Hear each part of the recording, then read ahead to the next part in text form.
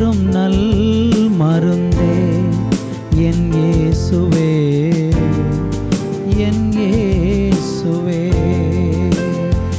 ஜீவன் தரும் நல் மருந்தே என் இயேசுவே, என் இயேசுவே. வழியும் சத்தியமும் ஜீவனுமானவர், வழியும் சத்தியமும் ஜீவனுமானவர். நித்திய ஜீவனை நம்மில் தருபவர், நித்திய ஜீவனை நம்மில் தருபவர். ஜீவன் தரும் நல் மருந்தே என் இயேசுவே, என் இயேசுவே. ஜீவன் தரும் நல் மருந்தே என் இயேசுவே, என் இயேசுவே.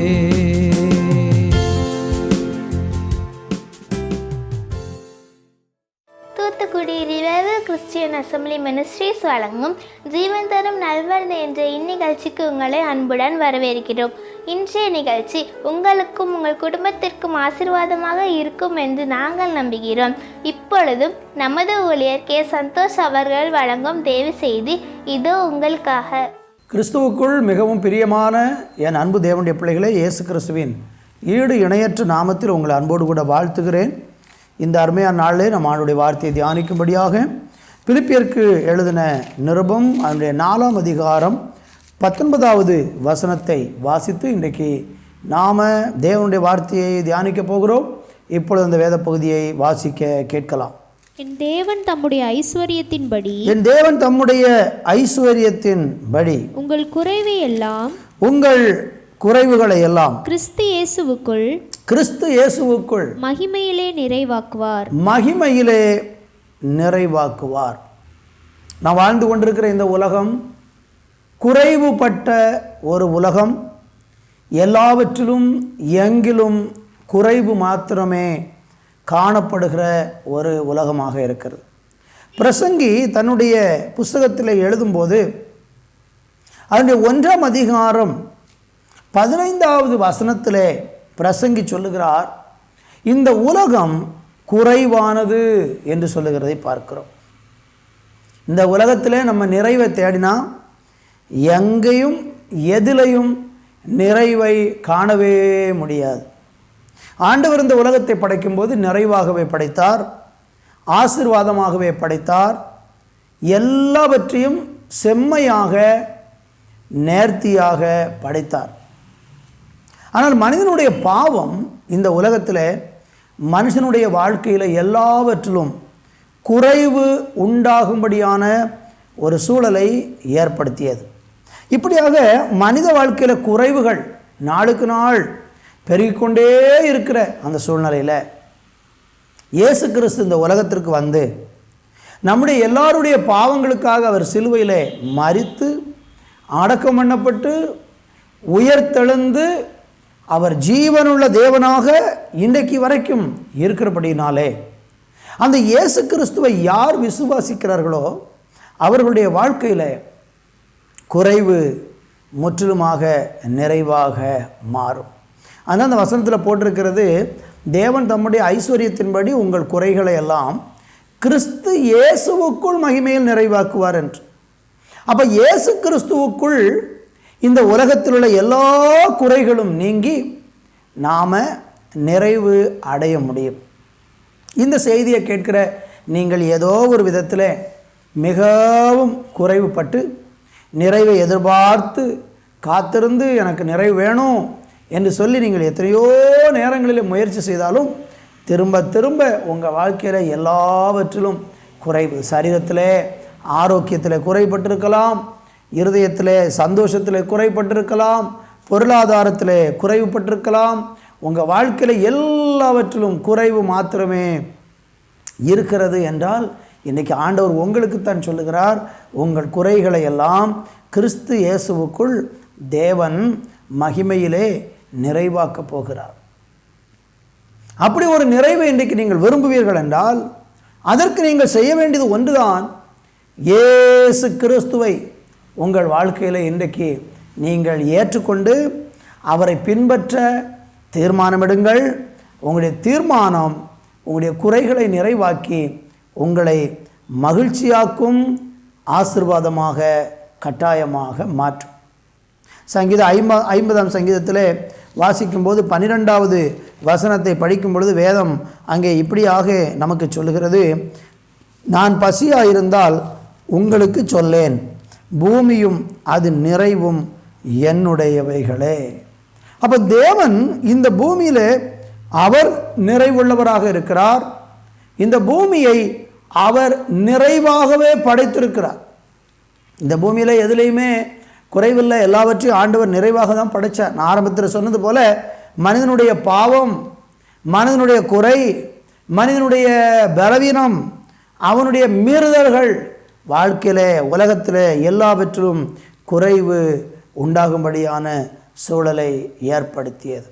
எனவே அருமையான தேவனுடைய பிள்ளைகளே, ஆண்டவரை விசுவாசிக்கிற மனுஷனுடைய வாழ்க்கையில் குறைவுகளெல்லாம் நிறைவாக மாறும்.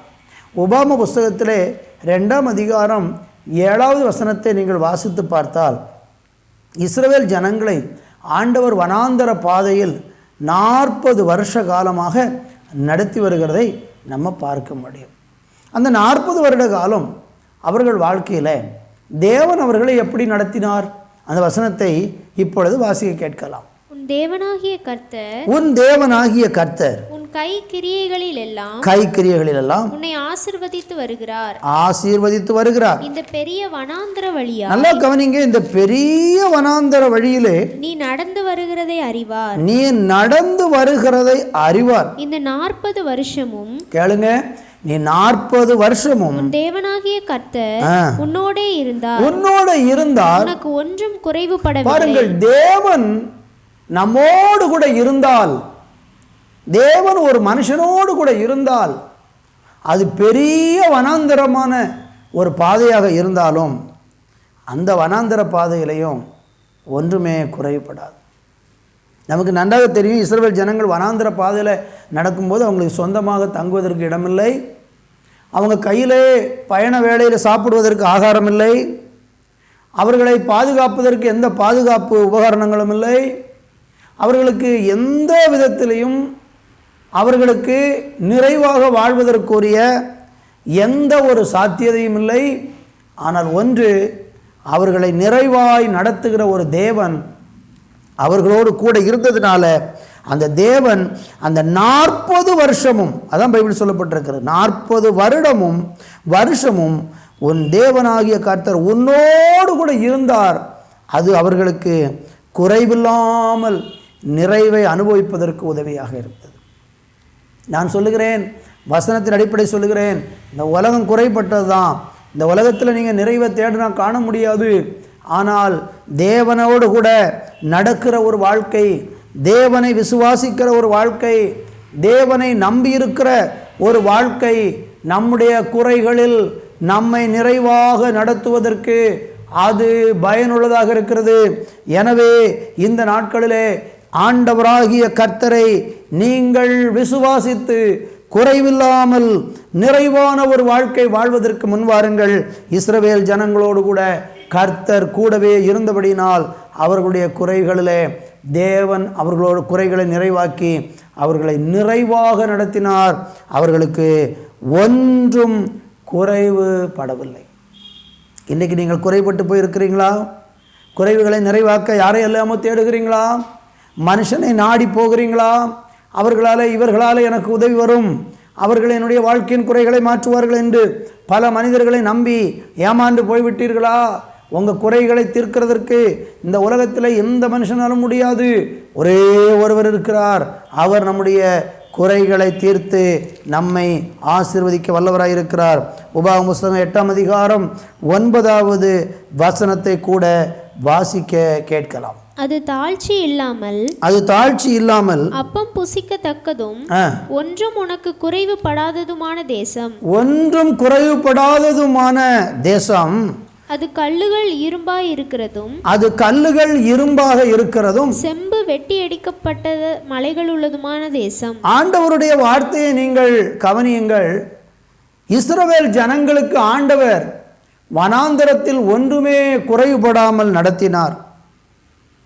அப்படி ஒன்றுமே குறைபடாமல் நடத்தின அந்த 40 வருடம் பயணம் முடிந்தபோது அவர்களுக்கு ஆண்டவர் ஒரு நிறைவான தேசத்தையும் வாக்கு பண்ணினார்.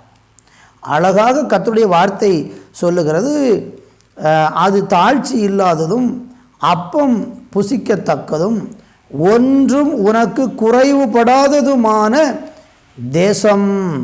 அது கல்லுகள் இரும்புகளாக இருக்கிறதும் செம்பு வெட்டி எடுக்க மலைகள் உள்ளதுமான தேசம் என்று சொல்லி ஆண்டவர் அந்த தேசத்தை குறைவில்லாத ஒரு தேசத்திற்கு ஜனங்களை கர்த்தர் கொண்டு போனார். நம்ம கூட இருக்கும்போதும் ஆண்டவர் குறைவில்லாமல் நம்மளை நடத்துவார். நம்மை கொண்டு போய் சேர்க்கிற இடமும் நிறைவான ஒரு இடமாகவே இருக்க போகிறது.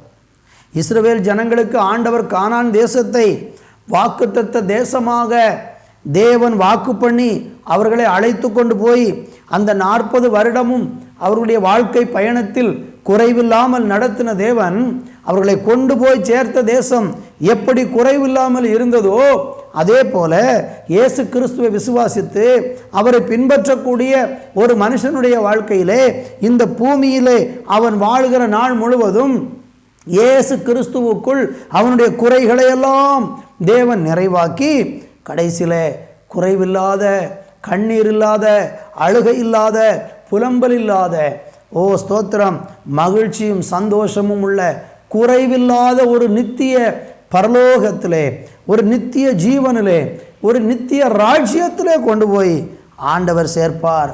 அது குறைவில்லாத தேசம். இந்த பூமியிலே வாழும்போது நமக்கு பலவிதமான குறைவுகள் இருந்தாலும் பரலோக ராஜ்யத்தில் நமக்கு ஒரு நிறைவான ஒரு இடத்தை தேவன் வச்சிருக்கிறார். இன்றைக்கி நீங்கள் குறைபட்டு போய் ஏதோ சில காரியங்களில் குறைபட்டு போய் அது நிமித்தம் மனம் சோர்வடைந்து போய் இருக்கிறீங்களா? உங்களுக்கு ஆண்டவர் வாக்கு பண்ணியிருக்கிற நித்திய வாழ்வு, பரலோக ராஜ்யத்துக்குரிய வாழ்வு நிறைவான ஒரு இடமாக இருக்க போகிறது. இந்த உலகத்தில் பாடுகள், இந்த உலகத்தில் உபத்திரவங்கள், இந்த உலகத்தில் வேதனைகள், இந்த உலகத்தில் கண்ணீர்கள் இருந்தாலும் இந்த கண்ணீரெல்லாம் முடிந்து நித்திய வாழ்விலே நாம குறைவில்லாத நிறைவான ஒரு தேசத்திலே வாழும்படியான ஒரு அழைப்பை தேவன் நமக்கு கொடுக்கிறார். எனவே நீங்கள் இயேசு கிறிஸ்துவை விசுவாசிக்கிறதன் மூலம் உங்களுக்கு இந்த உலக வாழ்க்கையின் ஓட்டம் முடிந்து நீங்கள் இந்த உலகத்தை விட்டு கடந்து போகும்போது குறைவில்லாத, கண்ணீர் இல்லாத, அழுகை இல்லாத, கூக்குரல் இல்லாத, புலம்பல் இல்லாத, பயம் இல்லாத நித்திய மகிழ்ச்சி தலையின் மேல் இருக்கக்கூடிய சந்தோஷமும் களிப்பும் உண்டாகக்கூடிய ஒரு நித்திய ராஜ்யத்துக்கு தேவன் நம்மளை அழைத்து செல்லுவார்.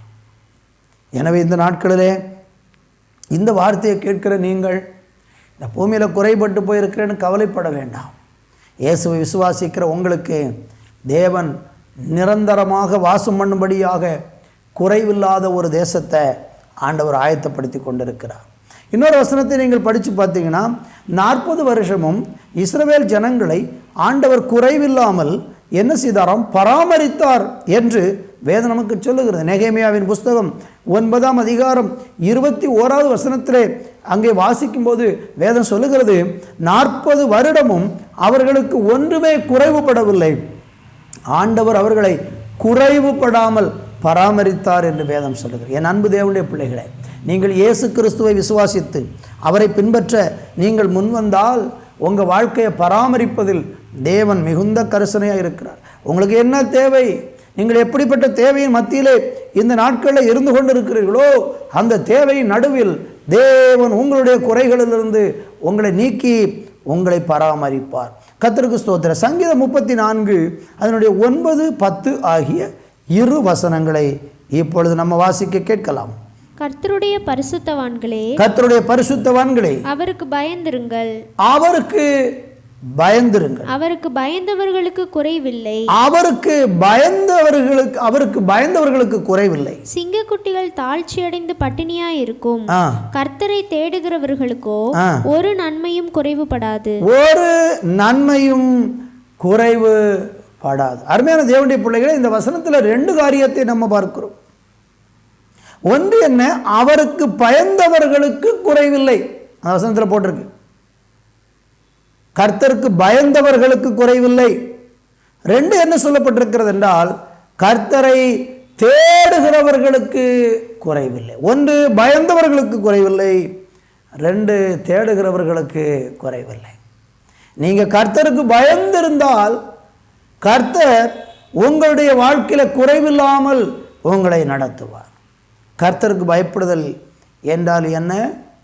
தீமையை விட்டு விலகுவதே கர்த்தருக்கு பயப்படுகிற பயம் என்று சொல்லப்பட்டிருக்கிறது. கர்த்தருக்கு ஒரு மனுஷன் பயந்து வாழ்ந்தால் அந்த மனுஷனுடைய வாழ்க்கையில் குறைவே வராது. இன்றைக்கு நீங்கள் யாருக்கு பயப்படுறீங்க? மனுஷருக்கு பயப்படுறீங்களா? அல்லது பூமியில் யாரோ ஏதோ சில காரியங்களுக்கு நீங்கள் பயந்து கொண்டிருக்கிறீங்களா? பயப்படக்கூடாதவைகளுக்கெல்லாம் நீங்கள் பயப்பட்டு கர்த்தருக்கு பயப்படுதலை விட்டு விட்டீர்களா? கர்த்தருக்கு இந்த நாட்களிலே நீங்கள் பயந்தால் வேதம் சொல்லுகிறது உங்களுக்கு குறைவு வராது. இன்னொரு காரியம், அதே வசனத்தில் தேவனை தேடுகிறவர்களுக்கு குறைவு வராது. நீங்கள் குறைபடாமல் இருக்கணும்னா கர்த்தரை தேடணும், ஒவ்வொரு நாளும் தேடணும், அனுதினமும் தேடணும். தேவனை தேடுகிறவர்களுக்கு, கர்த்தரை தேடுகிறவர்களுக்கோ ஒரு நன்மையும் குறைபடாது. எவ்வளவு நேரம் நீங்கள் ஆண்டவரை தேடுகிறீர்கள்? கர்த்தரை தேடி செல்லுகிறீர்களா? நீங்கள் கர்த்தரை தேட தேட தேட உங்கள் குறைகளை எல்லாம் கர்த்தர் மாற்றுவார். நீங்கள் கர்த்தருக்கு பயந்து தீமையை விட்டு விலகி அவருடைய வசனத்தின்படி அவருடைய வழிகளிலே நீங்கள் நடக்கும் பொழுது தேவன் நம்முடைய குறைவுகளை அவர் நிறைவாக்குவார். ஏன் இன்றைக்கு நம்முடைய வாழ்க்கையில் குறைவு வருகிறது? ஒரு சில வார்த்தைகளை உங்களுக்கு நான் சொல்ல விரும்புகிறேன். லூக்கா சுவிசேஷம் 15ஆம் அதிகாரம் 14வது வசனத்தை வாசிக்கும்போது, நிறைவாக இருந்த ஒரு மனுஷனுடைய வாழ்க்கையில் குறைவு உண்டாகிறது. நல்லா இருந்தான், நிறைவாக இருந்தான், சந்தோஷமாக இருந்தான், அவனுக்கு எதிலையுமே குறைவில்லை, அவன் வாழ்க்கை ரொம்ப மகிழ்ச்சியாக இருந்தது. ஆனால் அவன் வாழ்க்கையில் குறைவு வர ஆரம்பித்தது. எப்பொழுது அவனுக்கு குறைவு வர ஆரம்பித்தது என்று அந்த வேதத்தில் படிக்கும்போது, அந்த லூக்கா சுவிசேஷம் 15ஆம் அதிகாரம் 14வது வசனத்தை வாசிக்க கேட்கலாம். எல்லாவற்றையும் அவன் செலவழித்த பின்பு, எல்லாவற்றையும் அவன் செலவழித்த பின்பு அந்த தேசத்திலே கொடிய பஞ்சம் உண்டாயிற்று. அந்த தேசத்திலே கொடிய பஞ்சம் உண்டாயிற்று. அப்பொழுது அவன் குறைவுபட தொடங்கி, அப்பொழுது அவன் குறைவுபட தொடங்கினான். அன்பு தேவ பிள்ளைகளே, இந்த வசனத்தை கவனிச்சு பாருங்க.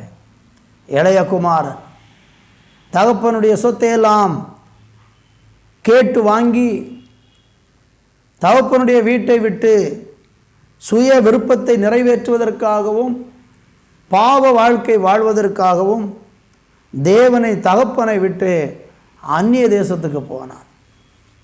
அங்கே போகும்போது தகப்பனுடைய வீட்டில் சொத்தையெல்லாம் அவன் தனக்கு வர வேண்டிய பங்கையெல்லாம் சேர்த்து கொண்டு போனான். அங்கு போய் அந்த பணத்தை துன்மார்க்கமாக செலவிட்டான். துன்மார்க்கமாய் செலவிட்டு தேவனை விட்டு தூரமாய் போனது நிமித்தம் அவன் வாழ்க்கையிலே குறைவுபட தொடங்கினான் என்று நம்ம அங்கே பார்க்கிறோம். இன்றைக்கி ஏன் நம்முடைய வாழ்க்கையில் குறை வருகிறது? சிலர் சொல்லுவாங்க, நல்லா இருந்தேன், ஆசீர்வாதமாக இருந்தேன், சந்தோஷமாக இருந்தேன், நல்ல வீடு கட்டி மனமகிழ்ச்சியாக இருந்தேன், ஆனால் திடீரென்று என் வாழ்க்கையில் குறை வந்து விட்டது. காரணம் என்ன? பாவமே காரணம். கடவுளோடு உள்ள தொடர்பு துண்டிக்கப்படுவதே காரணம். இந்த வார்த்தையை கவனிக்கிற அன்பு தேவனுடைய பிள்ளைகளே, தேவனை மறந்து வாழ்கிற மனிதன் குறைவுபடுவான். தேவனை தேடாத மனிதன் குறைவுபடுவான். அவன் வாழ்க்கையில் அந்த குறைவிலிருந்து அவனால் மீண்டு வர முடியாது. ஒருவேளை தேவனை தேடாமல் துன்மார்க்கமாய் குறுக்கு வழியிலே சம்பாதித்து அநியாயமாக லஞ்சம் வாங்கி அருவருப்பான காரியங்களை செய்து மற்றவர்களுடைய பொருட்களை பணத்தை அபகரித்து ஏமாற்றி நீ இன்றைக்கு நன்றாக இருக்கிறாய் என்று உனக்கு தோன்றலாம். அப்படி ஒருவேளை உங்களுக்கு தோன்றுகிறது என்றால் நீங்கள் சொல்லலாம், எனக்கு ஒன்றுமே குறையில்லை, நான் நல்லா தான் இருக்கிறேன், எத்தனையோ பேரை ஏமாற்றி இருக்கிறேன்னு சொல்லி நீ மற்றவர்களை ஏமாற்றி இன்றைக்கு நன்றாக இருக்கிறது போல தெரிந்தாலும் உனக்கு ஒரு எச்சரிப்பு நான் சொல்ல விரும்புகிறேன். சீக்கிரத்தில் எதிர்பார். நீ செய்த அந்த பாவ கிரியை நிமித்தம் உன் வாழ்க்கையில் ஒரு நாள் நீ குறைபட வேண்டியது இருக்கும். உன்னை எல்லாராலும் வெறுத்து, நீ எல்லாராலும் புறக்கணிக்கப்பட்டு, நீ அந்த இளையகுமாரனை போல குறைபட தொடங்கி கடைசியில் நீ தெருவில் வந்து ஒரு அனாதையை போல நிற்க வேண்டிய சூழ்நிலை வரும். எனவே இன்றைக்கு உன் பாவ வழிகளை விட்டு நீ மனம் திரும்பினால் தேவன் உன்னுடைய வாழ்க்கையில் உள்ள குறைகளை நிறைவாக்குவார், உன்னை ஆசீர்வதிப்பார். ரூத்தின் புஸ்தகத்திலே 1ஆம் அதிகாரம் 21வது வசனத்தை வாசிக்க கேட்கலாம். நான் நிறைவுள்ளவளாய் போனேன், நான் நிறைவுள்ளவளாய் போனேன். கர்த்தர் என்னை வெறுமையாய் திரும்பி வர பண்ணினார். கர்த்தர் என்னை வெறுமையாய் திரும்ப பண்ணினார். கர்த்தர் என்னை சிறுமைப்படுத்தி, கர்த்தர் என்னை சிறுமைப்படுத்தி, சர்வ வல்லவர் என்னை கிளேசப்படுத்தி இருக்கையில், சர்வ வல்லவர் என்னை கிளேசப்படுத்தி இருக்கையில் நீங்கள் என்னை நகோமி என்பானேன் என்றார். நீங்கள் என்னை நகோமி என்பானே என்றான். ஹல்லேலூயா. அருமையான தேவனுடைய பிள்ளைகளே, வாசித்த இந்த வசனத்தை கவனிச்சு பாருங்க. குறைபடுவதற்கு காரணம், அவள் சொல்லுகிறாள், ரூத்து சொல்லுகிறாள், நகோமி சொல்லுகிறாள், நான் போகும்போது நிறைவுள்ளவளாய் போனேன், ஆனால் இப்பொழுது நான் குறைவுபடுகிறேன். அவள் நல்ல ஒரு வாழ்க்கை வாழ்ந்திருந்தாள், சந்தோஷமான ஒரு வாழ்க்கை, மகிழ்ச்சியான ஒரு வாழ்க்கை, ஆசீர்வாதமான ஒரு வாழ்க்கை வாழ்ந்திருந்தாள். அந்த தேசத்திலே குறைவு வந்தது, அந்த தேசத்திலே பஞ்சம் ஏற்பட்டது. அங்கே பஞ்சம் ஏற்பட்ட போது எல்லா ஜனங்களும் அந்த பஞ்சத்தை சகித்து கொண்டு அவங்க பயபக்தியோட கடவுள் ஒரு நாள் எங்களை சந்திப்பார் என்று சொல்லி அவங்க ஆவலோடு தேவனுடைய அற்புதமான கிரியைகளை அவர்கள் எதிர்பார்த்து காத்திருந்தாங்க. ஆனால் இந்த நகோமி என்ன செய்தால் தெரியுமா? பஞ்சம் வந்த உடனே கடவுளை மறந்து விட்டு அவள் அந்நிய தேசத்துக்கு, மோவாபிய தேசத்துக்கு போனாள். அங்கே போனபோது கணவனை இழந்தாள், 2 ஆண் பிள்ளைகளை இழந்தாள். கடைசியில் ஒரே வீட்டில் 3 விதவைகள் அந்த வீட்டிலே மீதியாக இருந்தார்கள். அவள் சொல்லுகிறாள், நான் நிறைவுள்ளவளாய் போனேன், கர்த்தர் என்னை வெறுமையாய் திரும்ப பண்ணினார். உண்மைதானே? அவள் நிறைவுள்ளவளாக போனாள், ஆனால் கர்த்தர் அவளை என்ன செய்தார்? வெறுமையாய் திரும்ப பண்ணினார். காரணம் என்ன? தேவனை விட்டு தூரமாய் அந்நிய நாட்டுக்கு போனாள். தேவ பிள்ளைகளோட உறவை முறித்து கொண்டாள், தேவனோடு ஐக்கியத்தை முறித்து கொண்டாள். இப்படி போனது நிமித்தம் அவள் குறைவுபட்டாள். என்னை கவனிக்கிற அன்பு சகோதர சகோதரிகளே, தேவனுடைய பிள்ளைகளே, நீங்கள் ஏதோ ஒரு விதத்தில் இன்றைக்கு குறைபட்டவர்களாக இருக்கலாம். நீங்கள் தேவனை மறந்ததுனால, தேவனை விட்டு பின்மாறினதுனால, தேவனை விட்டு நீங்கள் தூரமாய் போனதுனால நீங்கள் இன்றைக்கு குறைபட்டிருக்கலாம். இன்றைக்கு ஒருவேளை நீங்கள் ஆண்டவரை தேடிக்கொண்டே இருக்கும்போது உங்கள் வாழ்க்கையில் குறைவு உண்டாகிறது என்று சொன்னால் நீங்கள் பொறுமையாக இருங்க. அந்த குறைவை ஆண்டவர் நிறைவாக்குவார். ஒரு நாள் தேவன் உங்களை சந்திப்பார். கொஞ்ச காலம் உங்களுக்கு ஒரு குறைவு இருக்கலாம், ஆனால் அந்த குறைவை மாற்ற தேவன் வல்லவராக இருக்கிறார். அதில் 1ஆம் அதிகாரத்தில் 6வது வசனத்தை நம்ம வாசிக்கும்போது அங்கு வேதம் சொல்லுகிறது, கர்த்தர் தம்முடைய ஜனங்களை சந்தித்து அவர்களுக்கு ஆகாரம் கொடுத்தார் என்று அவள் மோவாபு தேசத்தில் கேள்விப்பட்டு தன் மருமக்களோடு கூட மோவாபு தேசத்திலிருந்து திரும்பும்படி எழுந்தாள். அருமையான தேவனுடைய பிள்ளையை கவனிங்க, கர்த்தர் தம்முடைய ஜனங்களை சந்தித்தார். இன்றைக்கு உங்கள் விசுவாச வாழ்க்கையில் குறை வருதுன்னா, ஐயோ எனக்கு குறை வந்துட்டு இந்த ஆண்டவர் வேண்டான்னு சொல்லி எங்கேயாவது போய்விடக்கூடாது. குறுக்கு வழியில் சம்பாதிக்க நினைக்கக்கூடாது. தவறான பாதையில் போய் குறைவிலிருந்து விடுதலை பெறலாம்னு நினைக்கக்கூடாது. பொறுமையாய் காத்திருங்கள். நீங்கள் இன்னைக்கு குறைபடுறீங்கன்னா காரணம் உண்டு. ஆண்டவர் அந்த குறைகளை எல்லாம் ஒரு நாள் நிறைவாக்குவார். இந்த நவமியை போல நீங்கள் அந்நிய தேசத்துக்கு அந்நிய காரியங்களை செய்ய போனீங்கன்னா கட்டாயம் நீங்கள் இன்னும் மிகவும் இழப்புகளை சந்திப்பீர்கள். எனவே குறைவுகளை நிறைவாக்குகிற தேவன் வல்லவராக இருக்கிறார். கர்த்தருக்கு மகிமை. இந்த குறைவுகள் எப்பொழுது நிறைவாகும்? யாக்கோபுக்களின் நிருபம் 1ஆம் அதிகாரம் 4வது வசனத்தை வாசிக்கும்போது, பொறுமையினாலே பூரண நிறைவை பெறுவீர்கள். என்று வேதம் அங்கே சொல்லுகிறது. பொறுமையோடு இருந்தால், கர்த்தர் சந்திக்கிற வரைக்கும் பொறுமையோடு இருந்தால் உங்கள் குறைவை தேவன் நிறைவாக்குவார்.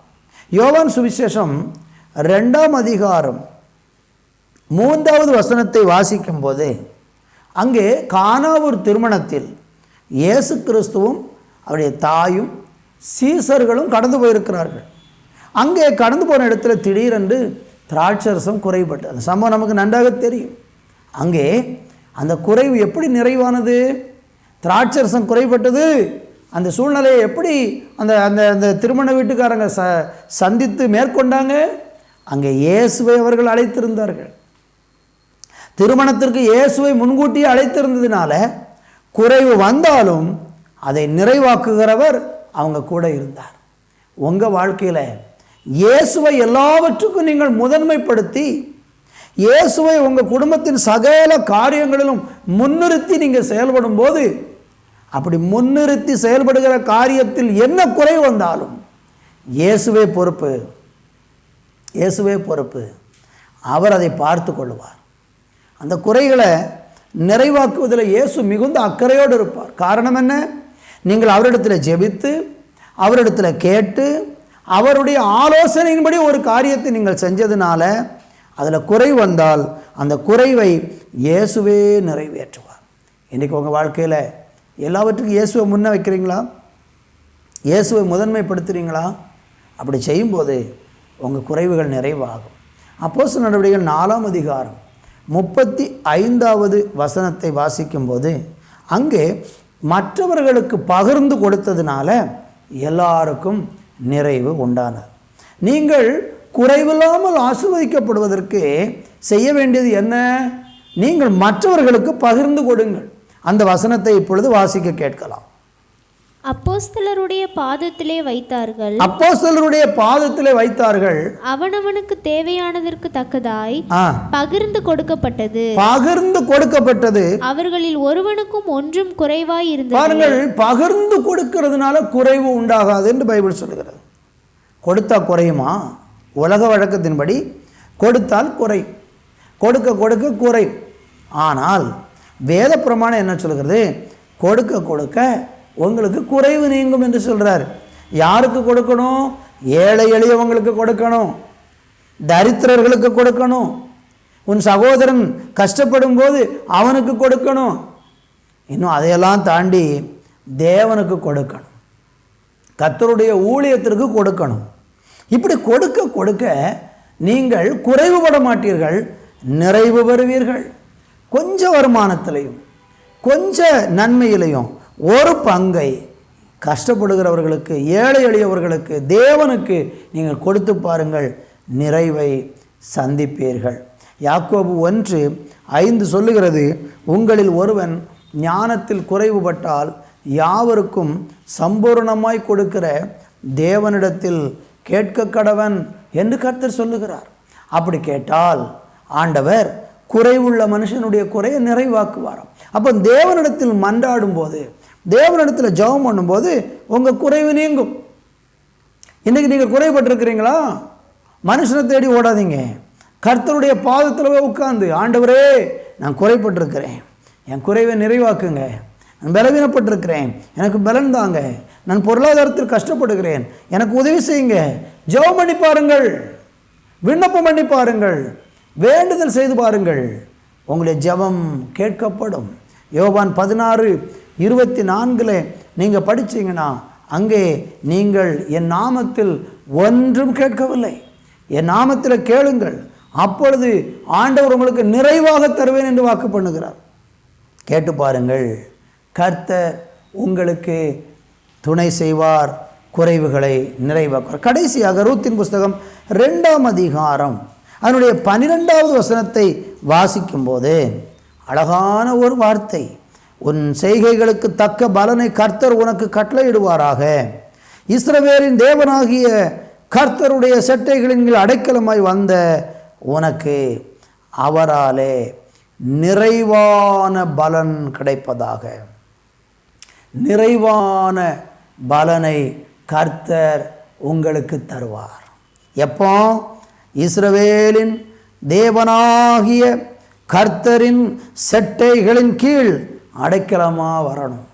நீங்கள் ஆண்டவருடைய அடைக்கலத்துக்குள்ளே வந்துட்டீங்கன்னா, ஆண்டவருடைய செட்டைக்குள்ளே இன்றைக்கி வந்துட்டீங்கன்னா உங்கள் குறைவை ஆண்டவர் நிறைவாக்குவார். நான் உங்களுக்காக ஜெபிக்க விரும்புகிறேன். இன்றைக்கி இயேசு வண்டிக்கு வர விரும்புகிறீங்களா? இயேசுவை இன்றைக்கு உங்களுடைய ரட்சகராக ஏற்றுக்கொள்ள ஆசைப்படுறீங்களா? கர்த்தரை தெய்வமாக கொண்டால் நீங்கள் பாக்கியவான்களாக இருப்பீங்க. நீங்கள் எந்த சூழ்நிலை இருக்கு எனக்கு தெரியாது. இன்றைக்கி இயேசு கிறிஸ்துவின் செட்டைக்குள்ளே வந்து பாருங்கள். உங்கள் குடும்பத்தின் குறை மாறும், உங்கள் தரித்திரம் மாறும், உங்களுடைய எல்லா சூழ்நிலைகளையும் கர்த்தர் மாற்றி உங்களை திருப்தியாக நடத்துவார்.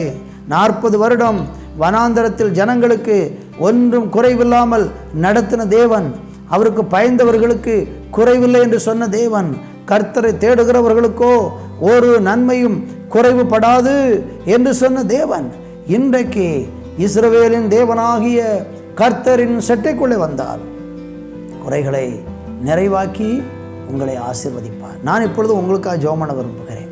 என்னோடு கூட சேர்ந்து நீங்களும் ஜெபியுங்கள். குறைகளை மாற்றுகிறவர் உங்களுக்கு உதவி செய்ய போகிறார். நல்ல தகப்பனே, இந்த நேரத்தில் நான் குறைபட்டு போயிருக்கிறேன், என்னுடைய வாழ்க்கையுடைய குறைவுகள் நீங்க வேண்டும், நான் நிறைவை பெற வேண்டும் என்று ஏக்க பெருமுச்சோடு கண்ணீரோடு கூட தேவனை நோக்கி ஜெபிக்கிற பிள்ளைகள் ஒவ்வொருவருக்காக கர்த்தரை ஸ்தோத்தரிக்கிறேன். உம்முடைய பிள்ளைகள் மேல் தேவனுடைய இரக்கத்தின் கரத்தை தேவன் வைத்து அவருடைய குறைவுகளை எல்லாம் தேவன் நிறைவாக்கி மகிமையிலே நிறைவாக்கி திருப்தியாக நடத்த போகிற உம்முடைய நல்ல கிருபைகளுக்காக உமக்கு ஸ்தோத்திரம். கர்த்தருடைய கரம் பிள்ளைகளை ஆளட்டும். வியாதிப்பட்டு சரீர பலவீனப்பட்டு ஆண்டவரை எல்லா விதத்திலும் குறைபட்டு இருக்கிறவர்கள் இன்றைக்கு நிறைவே காண ஆண்டவர் ஆசீர்வதியும். இயேசு கிறிஸ்துவின் நாமத்தில் ஜெபிக்கிறோம் எங்கள் நல்ல பிதாவே. ஆமேன், ஆமேன். கர்த்தர் உங்களை ஆசீர்வதிப்பாராக. ஆமேன், ஆமேன். அன்பானவர்களே, கர்த்தருடைய வேதம் குறைவற்றதும் ஆத்துமாவை உயிர்ப்பிக்கிறதுமாய் இருக்கிறது என்று நாம் வேதத்தில் வாசிக்கிறோம். இன்றைக்கு நீங்கள் பார்த்த சத்தியமும் உங்கள் ஆவி, ஆத்துமா, சரீரத்தை நிச்சயமாக உயிர்ப்பிக்கும் என்பதில் எவ்வளவேனும் சந்தேகம் இல்லை. மீண்டும் அடுத்த வார நிகழ்ச்சிக்காக ஜெபத்துடனும் எதிர்பார்ப்புடனும் காத்திருப்போம். கர்த்தர் உங்களை ஆசீர்வதிப்பாராக. ஆமேன்.